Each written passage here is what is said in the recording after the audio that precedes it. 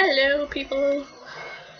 So I want to do a quick little video about what are my thoughts regarding reading out those 5 articles so far.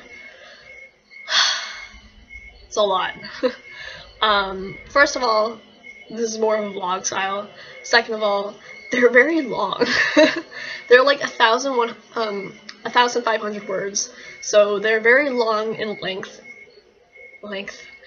and it's taken me like 10 minutes each video to read through it, and then the 4th one I kept messing up my words and stuff, so that one's gonna take more editing and a blooper reel thing at the end of it. I can't even talk right now because I'm like blah blah blah blah. But it's interesting. I haven't read those articles back since like the beginning of summer. When I wrote them, I was really inspired from, it's really weird to look at the camera, but I'll try to look at it. Sorry. I'm so brain dead at the moment. Breathe. Okay. Getting my thoughts together.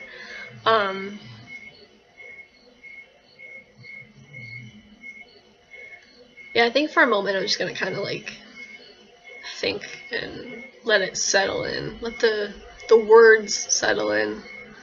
It's interesting to read it, like, because I wrote it once upon a time, and then I had read it enough times, and then I published it, and then I'm reading it again, and I'm reading it out loud to a video camera to put onto the internet. And I've already like read it over again before and posted it online, and so much posting. It's a weird kind of feeling. It's a little surreal, I would say. Like, I feel surreal making this video right now. Like, it's strange to me that I even have a YouTube account now, because I spent 10 years without a YouTube account, and now I have one based on a spontaneous decision from being inspired from a friend of mine and wanting to talk about breaking the silence regarding mental health and suicide prevention and self-harm. And it fills me with purpose, definitely. I want to make more kind of creative videos and like definitely pro-recovery kind of stuff. I'm probably not going to do informational videos and not much talking about like talking about my story through reading my articles, but less talking about my story like not like in a vlog, but less talking about my story like informational, kind of like this is what OCD is and this is what the treatments are for it, and like because there's already so many videos out there about that, I don't feel that I have anything I can contribute to it other than contributing my own perspective and my own thoughts on recovery and where I'm going and that kind of thing. Sorry, phone message. So that's one thing. I also tend to stay away from OCD videos just because they tend to trigger me in the sort of anxiety prospect of OCD, and then I spend a lot of time with OCD, which is what will make me depressed, and then I'll want to kill myself, and that's not helpful.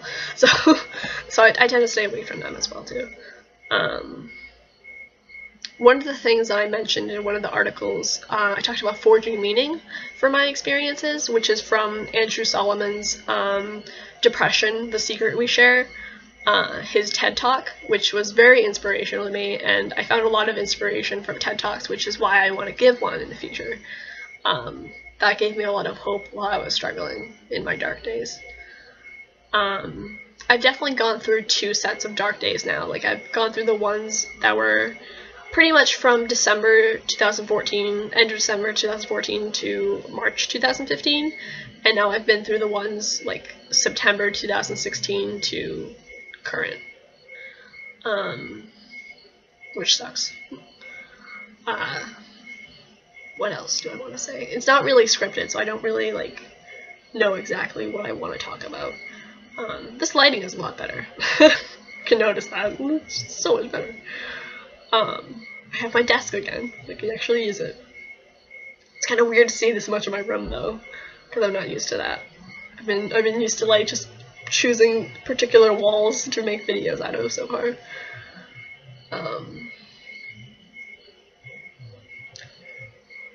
I think you may have noticed in the 5th video that I actually said my full name, because I got inspired while I was reading them to believe in my own message, that this is my story and this is me sharing my story and I'm putting myself out there. And it's tough because I have wondered, I've been fearful of having a YouTube account since I've just made it like 4 days ago. I've been afraid of putting myself out there because it is me being very vulnerable and me opening myself up a lot to people who could, you know, just take a total shit on it, and maybe they will, and maybe they'll talk about it like that, and it's scary, and I'm afraid that someone will say something and I'll get upset and then hurt myself somehow, and I don't want that. And I know there are some things I can do to protect that from happening, to prevent it from happening, so I'm definitely going to take those measures.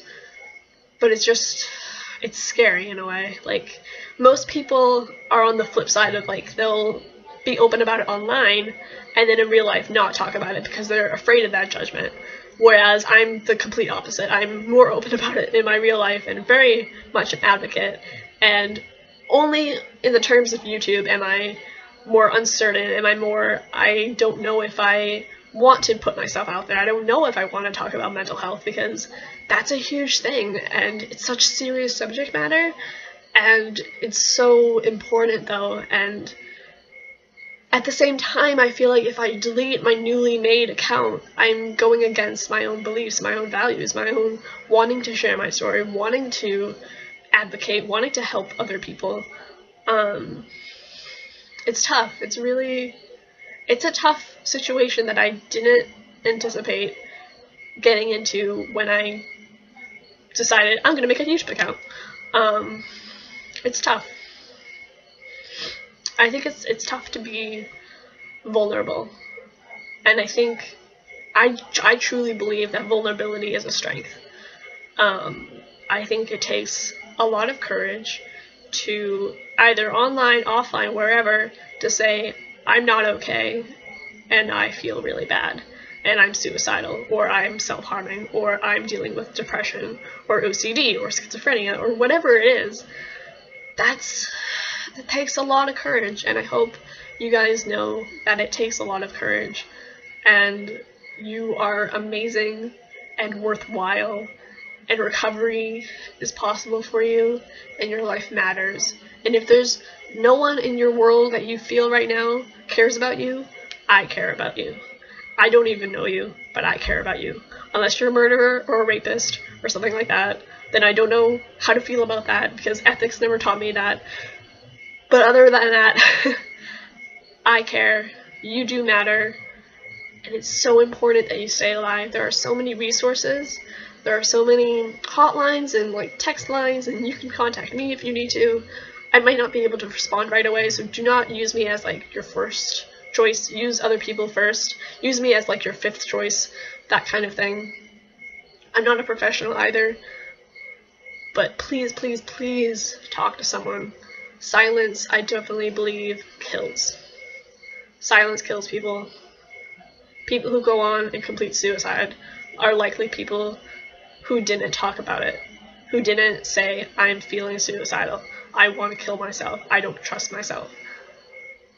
They are the people who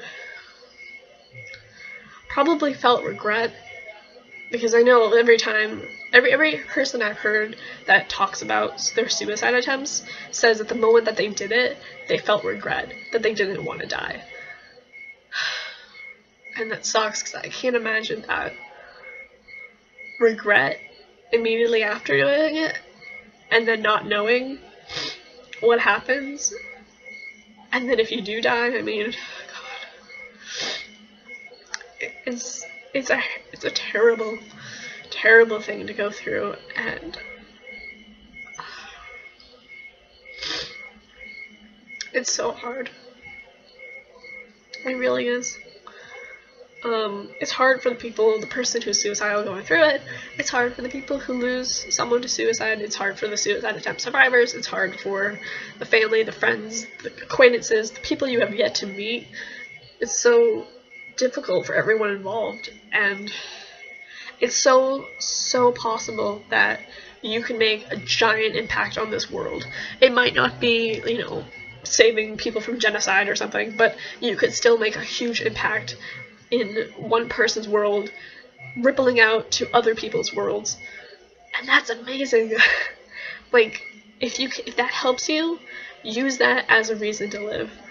That's something that helps me, is that I think about how I impact the people that I know now, and I'm going to impact the people that I have yet to meet. There are people out there who have yet to come into my life, and then I have yet to influence onto them. And that's a really great reason to stick alive. Stay around and stick alive. Stick alive. That's great. Stay alive. So yeah. It makes me, I'm very emotional, clearly. And I think it's like, because talking about this kind of stuff brings up emotions. And so it's kind of natural to be emotional and vulnerable and still talk about it anyway. To say, fuck the silence, I'm going to talk about it, is a huge thing. And I don't underestimate, I don't downplay that at all. Like, if you're someone who is a YouTuber, especially, I think at least, if you're talking about mental health, if you're sharing your story, if you're making positive impacts or attempting to make positive impacts, I swear to God, hands down to you. Like, my hands are here, now they're down. Like, honestly, it's seriously amazing, and I hope you know that. And I hope this video reaches out to you in some way. You happen to stumble upon it and care to hear my thoughts about it. In a way, right now, I'm kind of making these videos for myself. Kind of like a way of talking to myself in the future. Like a note to myself. Like a self-care card, in a sense. I don't know if I'll wind up keeping this account. I don't know if I'll wind up deleting it. I probably won't, because I am not a person... I don't tend to, like, make accounts and then delete them. I tend to keep them around, regardless of if it's good content or not. Except for one video. I did delete one video from here. But yeah, any other thoughts that I have? Advocacy is a huge part of my recovery. I mentioned in my introduction video that I am a NAMI Inner Own Voice presenter. I've also been trained for peer-to-peer mentor recovery class. I write articles in the mass media. I have my blog, recoverytowellness.wordpress.com. I put my articles up on my DA account. I'm reinterpreting them and putting them up on YouTube. I do a lot, which is awesome. Like, a lot of this has only happened in this year, 2016.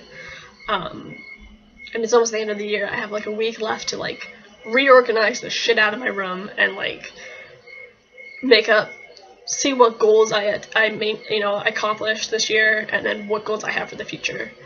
And I have a lot of goals. I have a lot of things I want to do,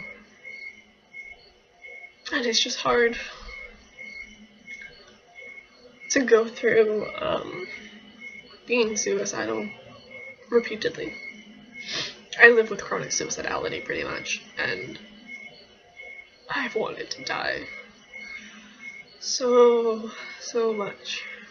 And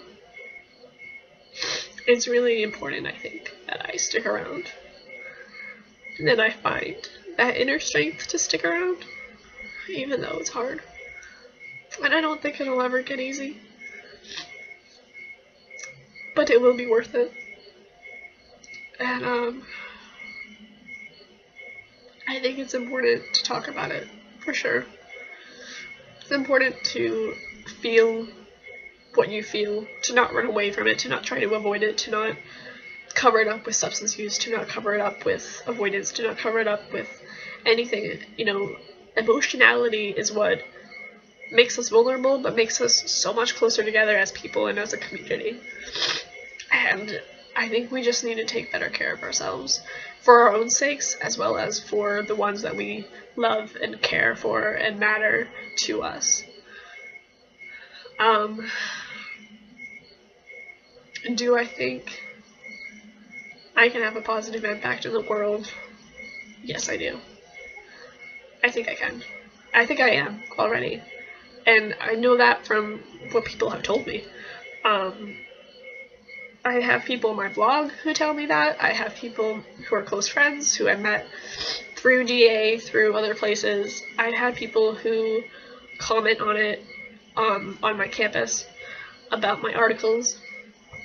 There was actually a couple articles in the newspaper when I first started writing that were inspired from my words or wanted to take it a step further and made an article off of something I had written, which is awesome that I was already making an impact through that in that way, which is not quite something that I expected to do. I keep writing and thinking that there's not many people, that there's like 5 people reading it, when as in actuality there's a whole campus who, probably not all of them, I'm sure, but there's a whole campus that it's potentially reaching out to, and there are people who are reading it that I just don't know about, and I may be helping them in some way, and that is just fantastic and flattering, and I'm so grateful for that, just by reaching out my voice to help someone else indirectly, directly, I don't know. That's amazing. And there's actually someone who wrote an article recently in an issue, the last issue for 2016, who talked about how I, talked highly of my articles and what they had read about it, and saw me talking to a homeless person. Her name's Valentina, and stuff like that. And it's amazing that I can have such an impact just by what I'm doing already. And I haven't graduated yet. I haven't gotten my degrees. I haven't done things, real adult things yet. And yet, just by sharing my voice, that's enough in a way. It's interesting. Yeah, I think I'm done crying. But also snowman poops, by the way. Snowman poops. They're little marshmallows. I just wanted to say that. It's on my desk, so I really like editing videos, by the way. It's a fun process for me. I love that music that I used in that Ink on Skin 2015 video. It's so good. Freaking love it. I've been getting into some new music as well. The Deer Hunter Act 5, Hymns with the Devil and Confessional, very good album. Also the Postal Service Give Up album, it's really, really good. I really like Sleeping In, that song from it, it's really good. Yeah,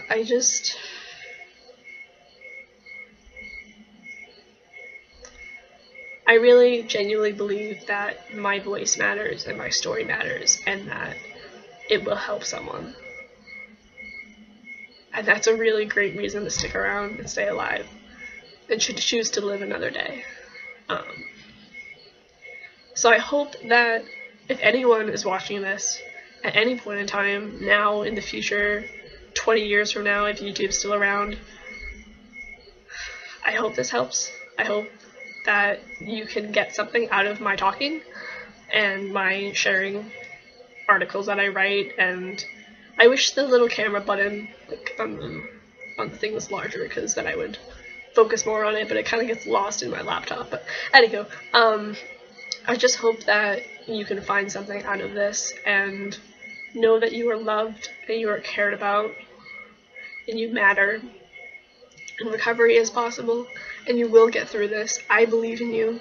So many people believe in you. So many people believe in you. Sorry, wrong head gesture.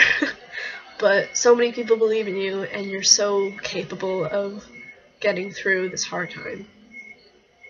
Please reach out to someone. Talk to someone if you're suicidal. Call a hotline. Text someone. Text a friend. Email someone. Email a YouTuber. Make a comment on a YouTube channel, whatever. Do whatever you can to stay alive. because recovery is worth it. You can get better. You will get better. It does get better.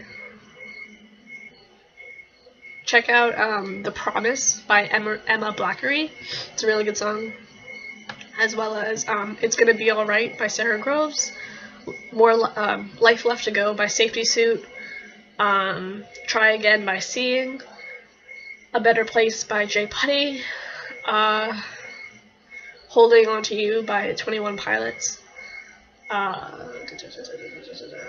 The Sun is Rising by Britt Nicole. There's tons of suicide prevention songs and stuff out there. Do find them, get strength from them. Be your amazing survivor, radiating badassery self. Those are my thoughts. Stay safe. Take care. Be well.